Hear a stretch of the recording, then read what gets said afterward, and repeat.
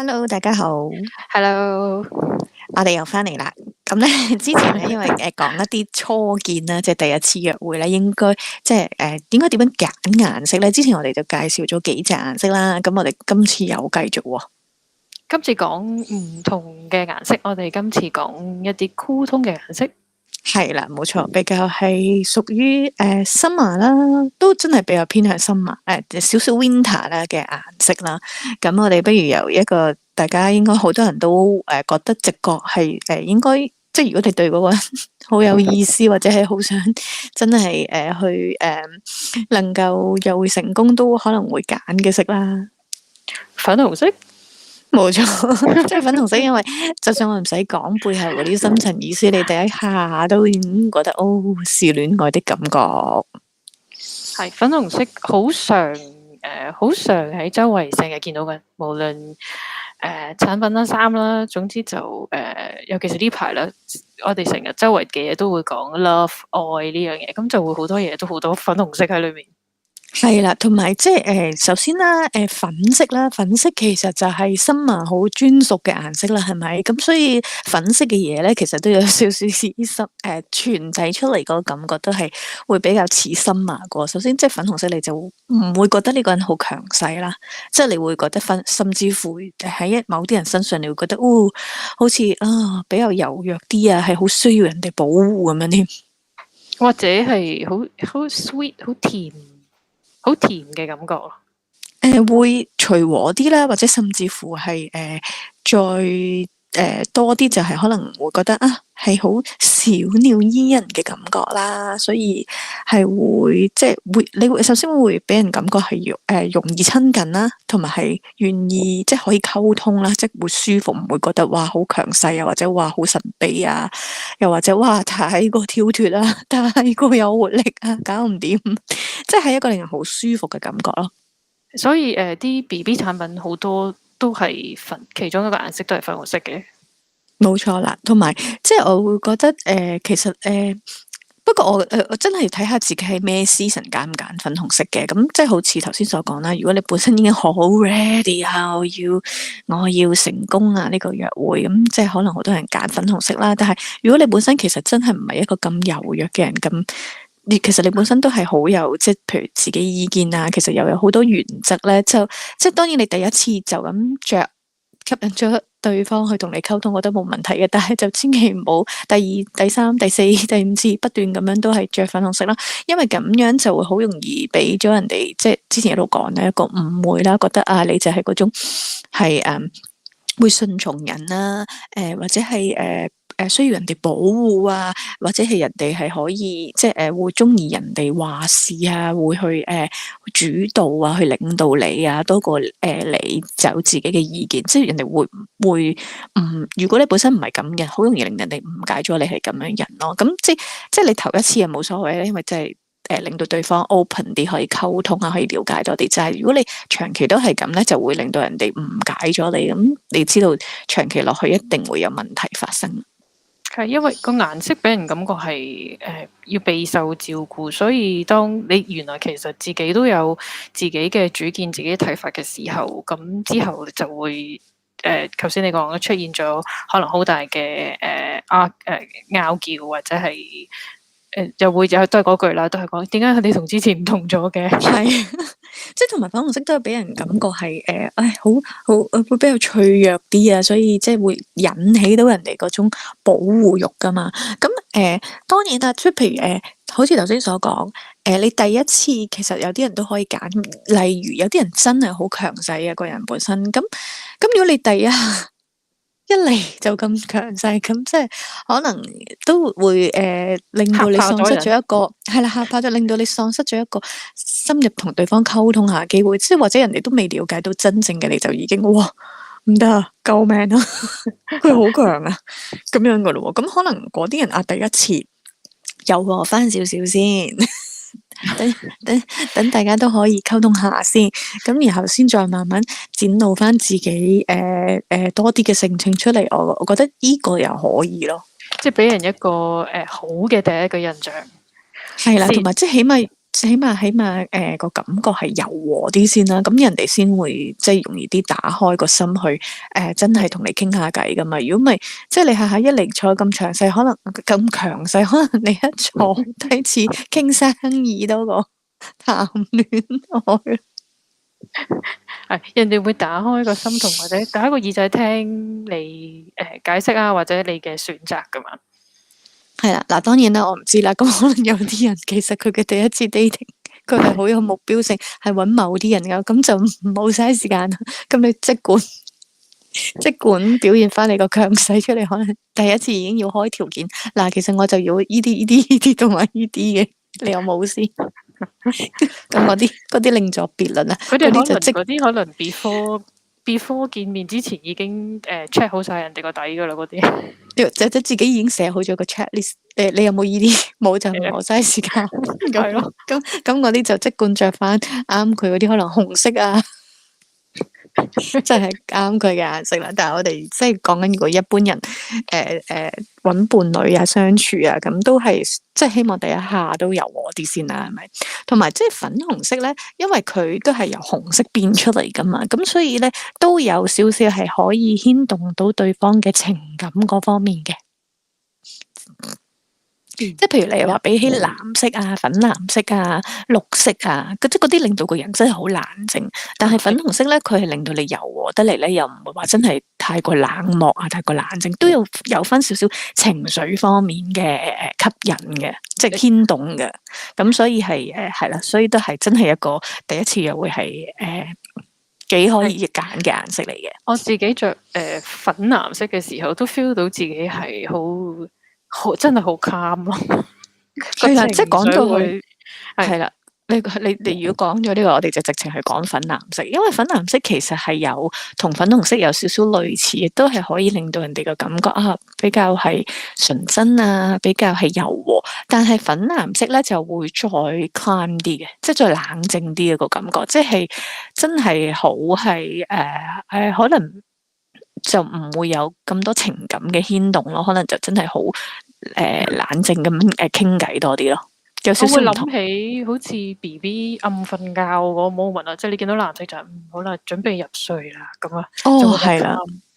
甚至乎可能會令到個人比較容易放咗空，都唔係發夢，因為係一個比較療愈超，令到你係身心放鬆嘅顏色。其實粉紅色都有放鬆嘅，但係如果比起藍色係更加嗰個放鬆鎮靜，即係粉藍色放鬆鎮靜嗰個感覺係再多啲咯。所以好容易俾人覺得有距離感啊！如果你係 first date，如果同人要溝通的話，比起粉紅色係多少少嘅，但係如果你話比翻起啲深藍色啊、黑色嗰啲，咁佢又親近翻啲，因為始終佢係粉色系列啦，即係都係柔和啲嘅，同埋粉藍色，即係譬如你本身個人其實都係柔和，都係隨和，都係好 nice。但係只不過我其實唔係真係咁柔弱，唔係真係咁女仔。其實我可能個人本身做嘢啊，各樣嘢都係比較理性啊，用分析嗰方面多啲嘅。咁粉藍色就會啱啲咯，因為粉紅色就係俾人感覺係柔弱啲女仔啲，可能會係情感嗰方面多啲噶嘛。係啦。咁所以你想自己柔和啲，但係又唔想俾人誤會咗你係太過少女啊，或者係情感嗰方面偏向咗嗰方面，你都想俾人感覺其實都係一個分析型啊，都係理性嘅。咁咧粉藍色都係一個好嘅選擇咯。咁粉藍色都會感覺係精神啲嘅。啲意思就係比起粉紅色，佢會smart 少少嘅感覺。係啊，因為就係嗰種冷靜嗰種 calm，咁所以就係令到你個感覺係清晰咯。咁所以就好容易聯想到頭腦都會比較清晰啲啊，咁樣咯。所以個天空係藍色嘅。係呢個你自己解釋下。因為想你理解啲啊，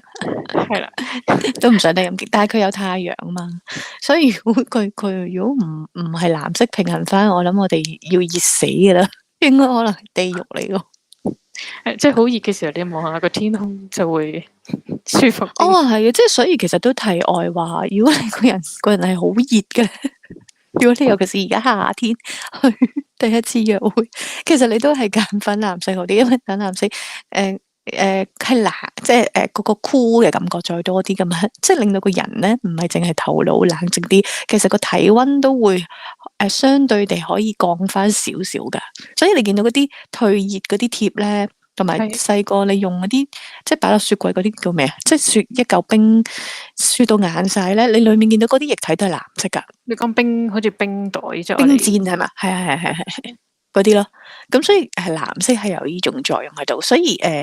你即係有咁講啦。如果你自己係都係我想慢慢了解下嘅，即係平靜啲了解下嘅，咁都係揀粉藍色好啲咯。因為係比較少牽動到情感啊嘛，咁就比較係可以平靜啲咁樣去了解下先咯。就唔使一下咁快咁，即係你好心急就揀紅色。嗰個要去到紅色啊，真係。好啦，我哋講開藍色，頭先講嗰個係粉藍色啦，但係如果深藍色有另外一回事喎。深藍色好唔同，深藍色通常我第一個印象諗起我就係 IFC 即係食飯嘅時候 IFC 樓下就見到好多西裝人就會着住navy 藍色嘅深藍色嘅西裝褸㗎嘛。西裝人呢個就係啊，因為點解？因為深藍色其實係近似黑色啦，俾人哋一種係好穩定啦，有權威啦，即係譬如可能你係一啲喺呢個事業方面係好熟悉啦，係好踏實啦，亦都係叫比較沉穩啊，好老實，好有安全感、可靠嘅顏色咯。係啊，你見到深藍色西裝褸，啲人一着深藍色，你就覺得係好穩陣，好有哇，好紮實。係，所以就會有比較係專業人士嗰種感覺咯。咁但係同即係就係因為咁樣啦，咁所以因為佢係深色啦、沉色啦，咁所以成個人都俾對方嘅感覺係真係好老實啦、好踏實啦，同埋真係可能真係講一啲實用嘅嘢比較多啦，即係少啲講情感嘅嘢。即係其實除咗影響到對方對你嘅感覺之外，其實咧你自己着住嘅時候咧，都會影響埋自己噶嘛。所以可能你喺嗰次嘅交談咧，都會講一啲實際啲嘅嘢啊，可能係務實啲，同埋或者講嘢個通可能都會比較沉啲。即係你要預咗就會係比較一個係可能好知識溝通嘅一個局面。就真係未必咁多情感啦，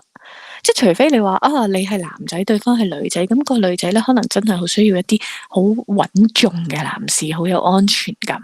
咁可能佢一見到你呢個色，佢即刻令到佢好安心嘅感覺咯。但係即係就係安心咯，但係未必有嗰個又係未必有嗰個情感嘅牽引咯。但係可能佢就會係理性地覺得你係我要揾嘅人啦。但係你話係咪有嗰種愛嘅感覺咧？又未必咯。咁佢入邊着翻件粉藍色恤衫咯，好啲係好啲。但係因為粉藍色都係比較冷靜噶嘛，咁所以都係咁。但係咁冇話唔好噶。咁因為有啲人嘅需要就係我未必要咁激情噶嘛，我未必要咁多情感，我未必即係如果有啲人係你一嚟就俾唔到愛嘅感覺，我反而頂唔順噶嘛。我就係要咁樣理性啊，慢慢地溝通啊，穩陣啲，一步一步嚟啊，咁咪啱咯。係啊，所以真係睇翻你自己，其實真係究竟係乜嘢啲個性，乜嘢嘅個性去揀翻啱自己色，咁你令到對方係真係了解到你咯，係可以幫助呢件事咯。所以頭先你講下，我諗起個場面係男仔着住軍藍色嘅西裝褸，跟住個女仔着緊粉藍色。粉紅咯，粉紅或者粉藍，係啊，呢個畫面其實都應該覺得好似好配襯咁樣。係啊，因為咁樣就係一個我可以保護你，一個就係我需要被保護。咁樣就真係好似係一個好配合嘅畫面咁樣咯。好啦，我哋講到係咯，講完深藍色啊，其實藍色都仲有，你知藍色都仲可以演變到一啲其他嘅藍色出嚟噶嘛？譬如一啲水藍色或者係我哋叫 Tiffany Blue 啦，係咪？有啲人叫湖水藍，有啲人叫湖水綠啦。又多咗一種感覺嘅喎，比起淺藍同埋即係粉藍同埋深藍。呢個係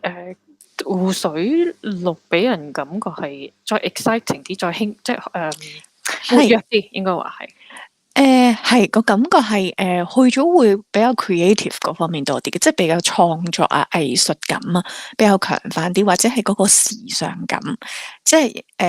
即係好似你所講啊，會跳脫翻啲係啊，因為藍色、粉藍、深藍就真係好穩重啊嘛。咁但係湖水綠啊、湖水藍啦，或者係即係水藍色咧，就係多翻一種係喐動啲嘅感覺，但係佢仍然有嗰種比較冷靜分析嘅頭腦咯，即係唔係火箭式咁呼呼聲咁去，佢係都仲係溫柔的活力活動，即係個距離感會近翻少少咯，但係仍然都係冷靜咯，就冇話即刻要去到多啲情感啊，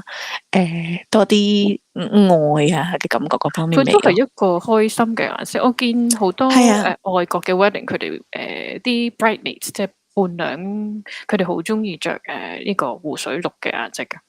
冇錯，因為佢真係喺啱啱喺 warm 個感覺係好 warm 同埋 cool 中間嘅，即係佢 cool 冷靜得嚟，但係佢又有翻少少嘅活力，同埋有翻少少因為係創作嘅顏色啊嘛，藝術感啊嘛，所以都有翻多少少幻想嘅空間咯。係啦，咁所以呢個其實我都覺得係唔錯嘅。所以我都有好多人好中意呢個顏色，所以你一上網 research 咧，就會見到甚至乎一架車或者手指甲油去到身邊每一樣嘢，佢哋都會用晒呢一種湖水綠噶。同埋呢個色我係覺得有少少好似係從朋友咁樣嘅方式開始去溝通啊，開始去走近啊，而再睇下有冇進一步發展咁樣咯。即係都唔係嗰啲一下粉紅色嗰啲即刻好牽動到你有嗰種情緒啊，或者紅色嗰啲即刻好激發到你嘅 energy 啊咁樣。咁所以其實如果sorry 啊，如果譬如我可能話題唔係即係可能個人唔係好多話題或者好多嘢講嘅人，其實都可以着下湖水綠去幫助。係個氣氛應該好啲嘅，即係如果你個人本身已經好靜唔多嘢講，咁如果你再着埋藍色，當然你係好表現到自己個個性啦。咁其實都唔係一件壞事嚟，因為你真係本身唔係一個多嘢講嘅人啊嘛。但係都係嗰句啦。但係如果你又會覺得其實我第一次都希望人哋同我溝通下先啦，了解下先啦。咁其實所以你第一次都可以揀咗偏向湖水綠嘅色，好過就咁粉藍同埋深藍咯。即係因為好似頭先所講嘛，你第一次可以親近少少先，咁跟住第二、第三次後面嗰啲，你咪真係揀翻啲完全表現到你嘅個性出嚟咯。咁起碼你第一次攞咗個機會先咯。即係唔會一嚟就人哋覺得哇好悶啊呢個人，完全唔講嘢嘅。呢樣好緊要，要攞咗個機會先。係啊，因為有啲人係咁噶嘛，可能即係你最初溝通，可能有啲人都會好多嘢講啦，因為你係了解嘅階段啊嘛。但係其實你耐咗嘅時候，反而有啲人係覺得，其實唔好講咁多嘢啦，唔使成日講咁多嘢，即係最緊要舒服平靜啊嘛。咁其實喺嗰啲階段係粉藍啊、深藍嘅人係好啱佢嘅，但係往往有時你第一次如果見到佢已經係咁樣，你變咗你連第一步都唔行啊嘛！你因為你嗰下第一步通常你想打開個心扉先嘛，但係你嗰下已經咁靜咁冷靜，就已經係好似第一步都行唔到咁樣咯。又或者雙方都未必好想講，個對話會好少，未必想講好多嘢咯，會變。或者個對話會變咗 interview 咯。係咪專業人士同你 interview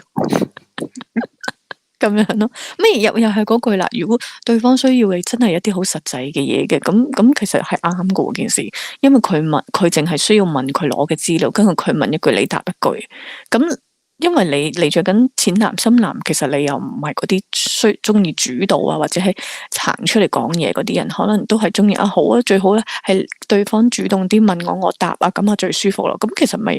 件事咪啱咗咯。所以真係冇絕對噶嘛，所以都係即係而家都係同大家分享翻嗰種顏色會俾到人哋啲咩感覺，跟住你就會知道你應該要揀啲咩色咁樣咯，即係一個參考咯。都係要了解咗自己先，咁就更加好啦。冇錯，好啦，我哋今日去到今日嘅最後一個色啦，可能比較少人揀嘅，但係有一輪係好多女仔都好中意嘅紫色。紫色係俾人嘅感覺係特別嘅，個特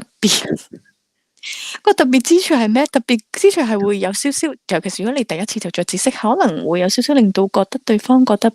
有啲不知所措嘅，